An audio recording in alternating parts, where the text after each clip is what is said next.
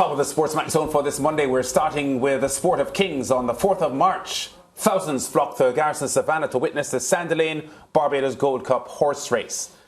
9 worthy jockeys broke the gate seeking to win the country's richest race, but only one could prevail, and that honour went to Jalon Samuel. Samuel piloted the co-favourite It's a Gamble to victory in the 40th edition of the event. Now that win saw him extend his record number of Gold Cup wins for a jockey to 6. Jalon, who is based in the United States, joins us now via Zoom. Jalon, welcome to the SportsMax zone for the second time after you won in 2018 aboard Sir Dudley Diggs. We had you live on the SportsMax zone. 6 Gold Cup wins now. You're back in New York where you're based, riding at Aqueduct and Belmont. Couple of weeks after this major success, how are things with you at the moment and your riding career? It's fine. It's on the way up and I'm enjoying it right now. So... I mean, we're making history. We're making a legacy here, so it's perfect.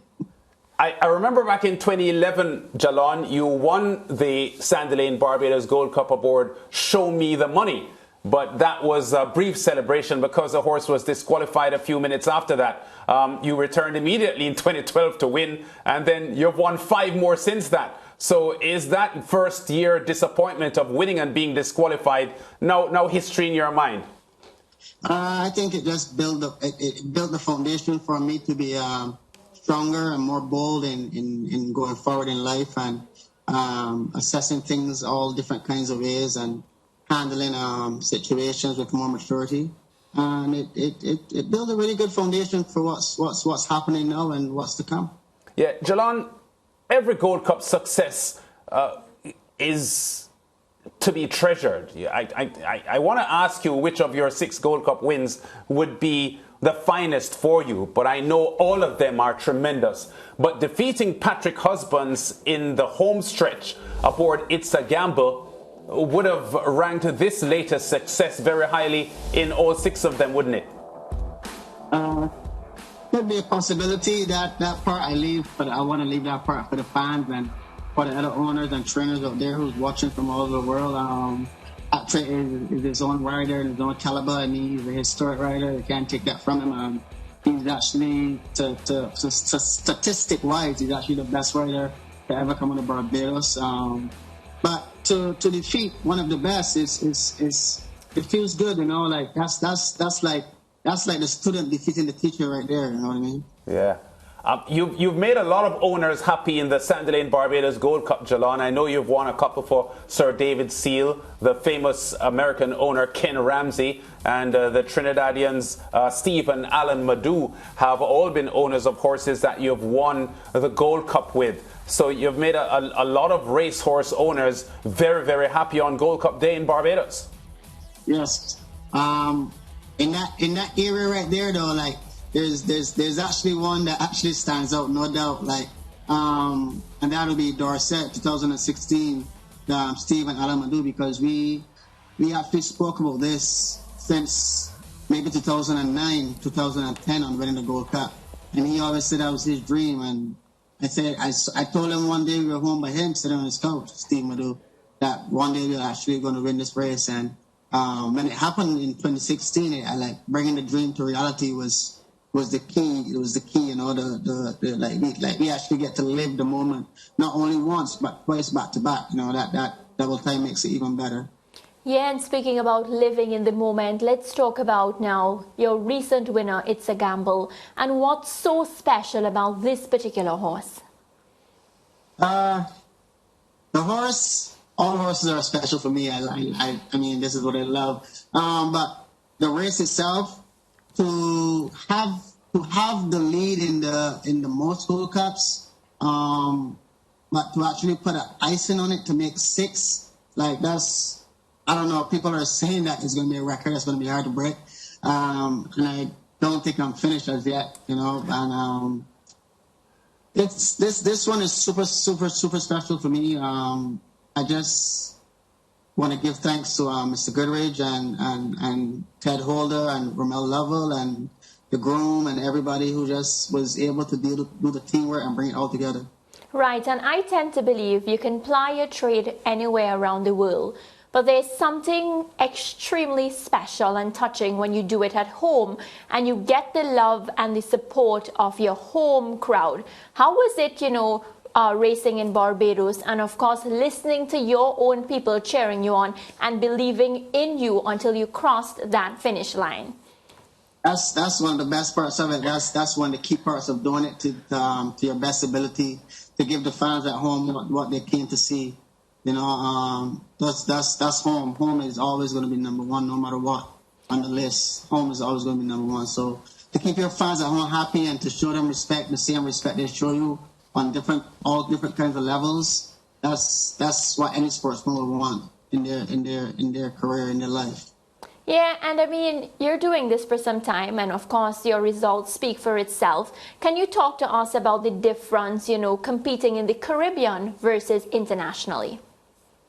Internationally, you have the world's best riders. Riding against the world's best riders is not easy. You have, and I mean, especially here in New York, you have riders who go to the Kentucky Derby, the British Cups, the Saudi Arabia Cups, the real international circuits around the world. This is the top of the food chain. This was where you will learn the ins and outs of racing. I mean, you have the best trainers, owners, the horses. This is where it gets to the peak. Yeah, Jalon, as you say that, it brings me to the question about your choice of being based in New York, because the New York circuit is one of the toughest in the United States, riding at Belmont and Aqueduct. A lot of riders coming from outside of the USA would more typically go to the smaller tracks to build themselves, because it's a lot easier to gain momentum with winners at smaller tracks. But you've gone to New York, where it's really, really tough. You won't win as many races there as you would win at a smaller track. What's the thinking behind sticking to the New York circuit and riding against, as you just said, some of the world's best riders, Irad Ortiz and company? The key with that is that I've been to a lot of tracks. I've ridden a lot of tracks in America already. I've been traveling America since 2012. So I've been to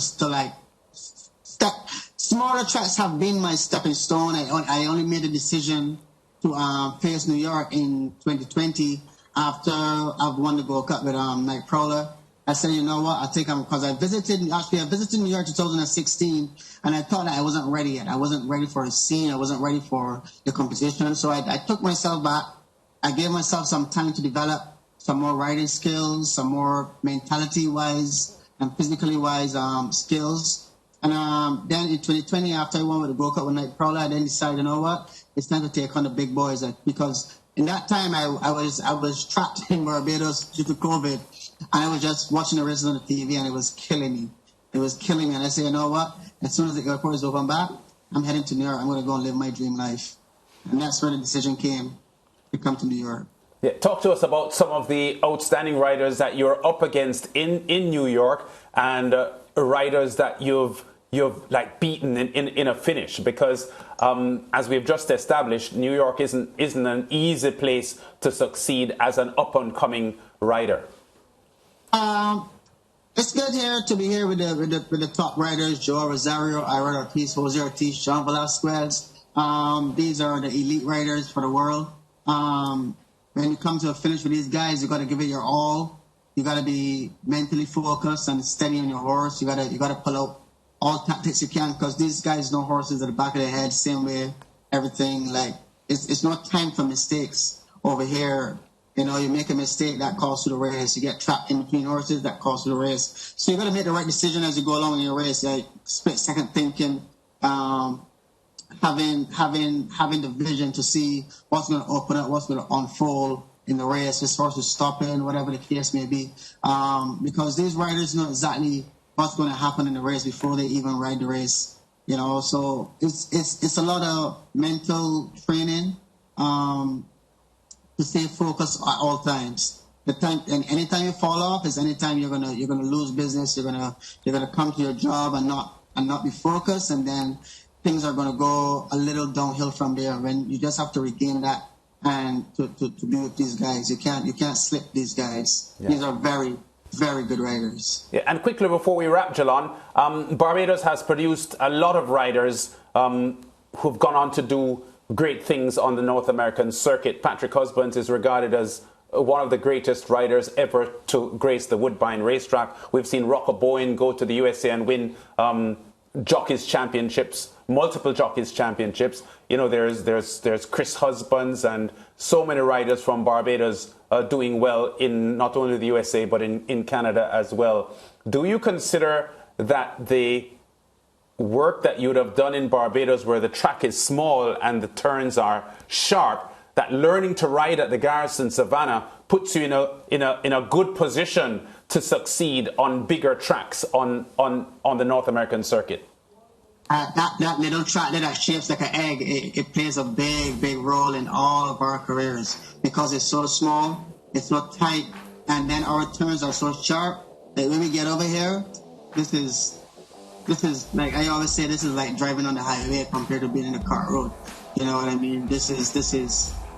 It puts us in a different aspect of seeing races as well. So it works perfect for us. I would tell anyone to go to Barbados and conquer it first, and then let's try outside. If they really want to ride, if they really want to see something tight, if they want to have a track that's sharp and tight, take a trip to Barbados, and then you can tell me about it afterwards. Jalon, a pleasure talking to you here on the SportsMax Zone. Again, congratulations again on your 6th Sandilands Barbados Gold Cup win. And we're looking forward to seeing you continuing to do some good things on the New York circuit with Belmont and Aqueduct Racing. The SportsMax, keep the good work up. I've been watching it all the time too. I keep on track with it. Keep the good work up, the SportsMax and the team. Thank you very much. Jalon Samuel there, 6-time Sandilands Barbados Gold Cup winner, not yet 30 years old, and he has a tremendous career ahead of him in the USA, I can tell you that. We go to break. When we come back, football time and La Liga.